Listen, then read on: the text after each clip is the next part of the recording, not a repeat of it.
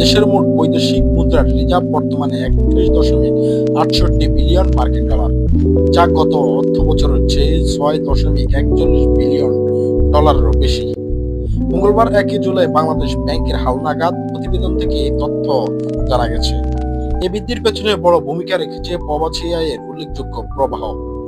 বিদায়ী অর্থ বছরের 29 জুন পর্যন্ত রেমিটেন্স প্রবাহ 30.21 বিলিয়ন মার্কিন ডলারের পৌঁছেছে, যা দেশের ইতিহাসে যে কোনো অর্থ বছরের সর্বোচ্চ।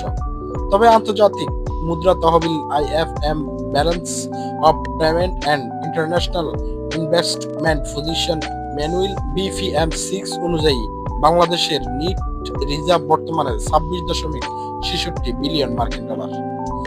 বাংলাদেশ ব্যাংকের মুখপাত্র আরিফ হোসেন গণমাধ্যমকে জানায়, IMF এর হিসাব অনুযায়ী আজ দেশের রিজার্ভ BPM-6 হিসাবে দাঁড়িয়েছে 2,666,36,60,60,000 ডলার। বাংলাদেশ ব্যাংকের হিসাব দেশের মোট রিজার্ভ দাঁড়িয়েছে 3,138,36,60,60,000 ডলার। তবে ব্যয়যোগ্য রিজার্ভ 1,800 কোটি ডলারেরও বেশি। মেহেরাজ শরীফ, চ্যানেল ফার্স্ট।